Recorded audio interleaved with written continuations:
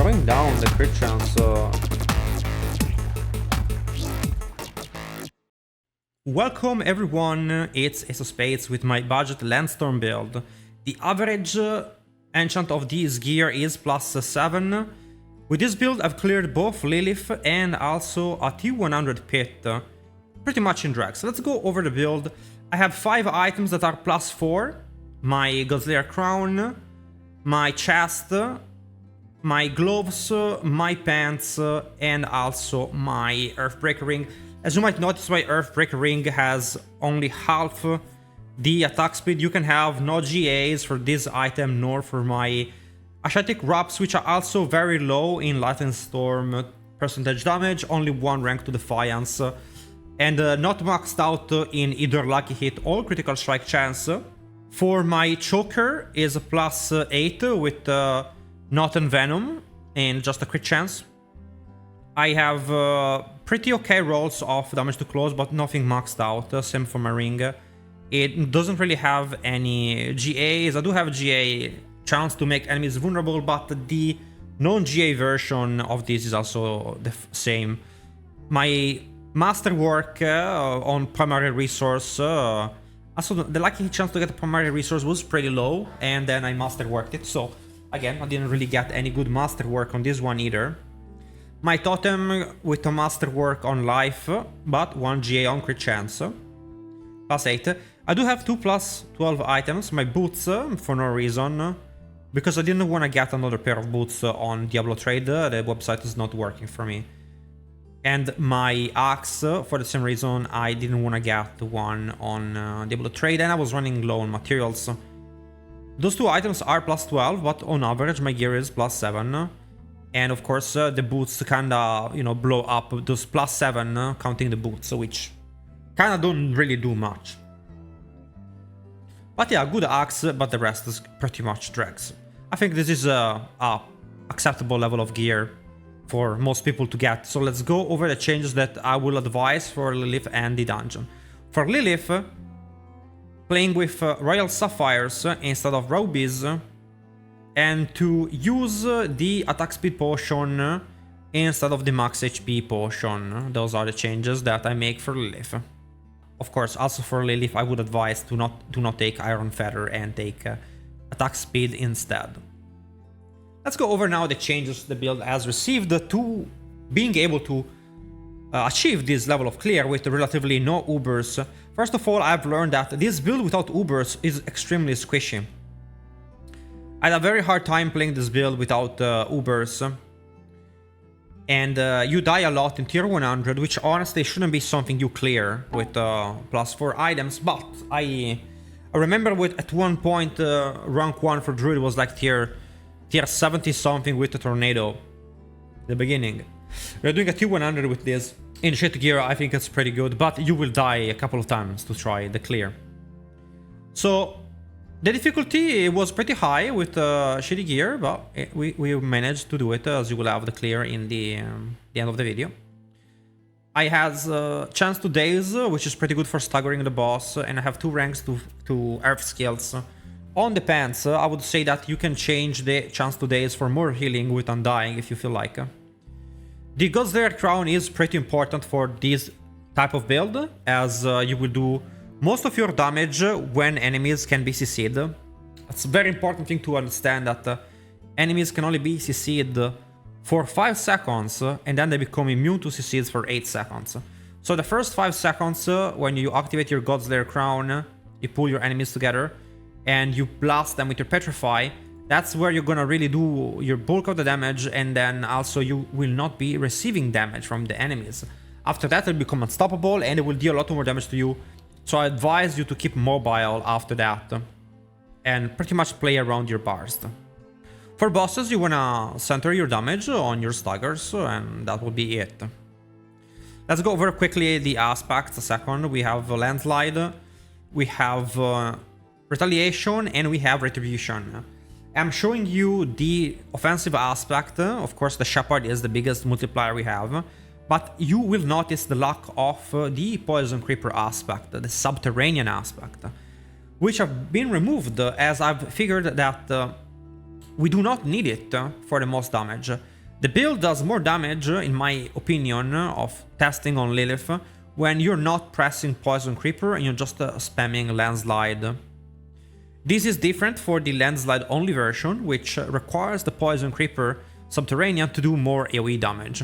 But for the Lightning Storm version, I've figured that while it sounds like you're doing more damage because you literally have more sound with Poison Creeper, spamming Landslide is the superior choice when it comes to DPS, which has increased the damage of my build and allowed me to clear T100 with the low gear. I had to quite, slam my face on the T100 quite a bit to get the upgrades of the build so that it would handle the dungeon. That's why we play with Energize now rather than having Pack Leader. More resource generation for us. That's why I would also advise you guys to have a GA roll for Spirit on your chest and boots. This build does not have a lot of GAs, but if you must have 2 of them, I would advise get the Spirit per second eye, as it will make sure you don't run out of resources. For my talent tree, not much has changed, but we have removed a couple of points from Resonance. Playing without Shaco is honestly incredibly hard for this build. The 2 Ubers, Tyrell's Might and Shaco, are absurdly overpowered for this build. Not only they will give you points and massive amount of DRs, they make the build 10 times stronger. So it's a good goal to look forward. I've changed that, and also I have removed the points in Tornado. No more vulnerable from Tornado, no more need to put points in Elemental Exposure other than 1 point. What we achieved with this is a build that relies on lucky hit chance to make enemies vulnerable. You will lose a little bit of max life, but in my experience, the amount of points you save on the talent tree, 3 points on the Tornado, and maybe extra points on Elemental Exposure, and has higher uptime of Vulnerable, literally permanent uptime of Vulnerable, will increase your damage. Those extra 3 points that you have are 100% worth not having 1 HP roll. It's a good trade-off, it's a good return of investment, ROI, on how much percentage HP you lose compared to how much damage you gain. Again, this build will feel very squishy, but that is because it is a budget build with no Ubers doing a P2 If you play this build on lower content, as most normal people would do, you will not feel too squishy, and definitely when you get your Ubers, you will feel at peace. The Paragon board has gone through quite a bit of upgrades. I've figured some quite massive buffs to the Paragon board that might or might not go on the Uber version of the build as well. Hubris with a 19% damage reduction to vulnerable enemies. Now that we have Keeper here, it's very efficient to have Keeper in this point.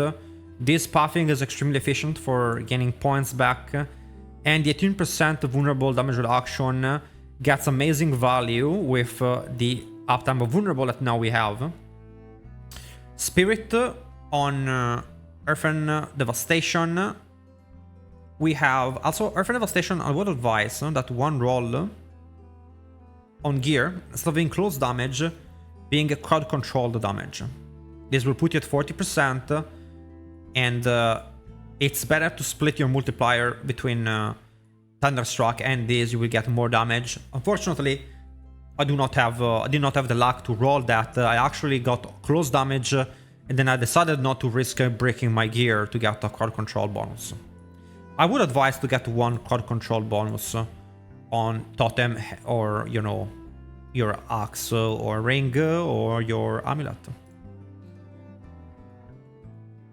We are getting Earth and Sky on Constricting Tendrils for the 9% extra HP. We are getting Electrocution on your Ancestral Guidance board with a finishing of Undaunted in Inner Beast. Plus we got massive amount of HP from Tenacity, which is 8% plus 6 more, 14%. The Undaunted also can be paired with a Human Glyph instead of Electrocution.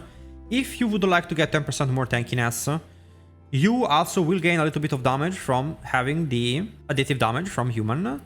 I would say you will be losing, of course, a little bit of damage from lack of Electrocution.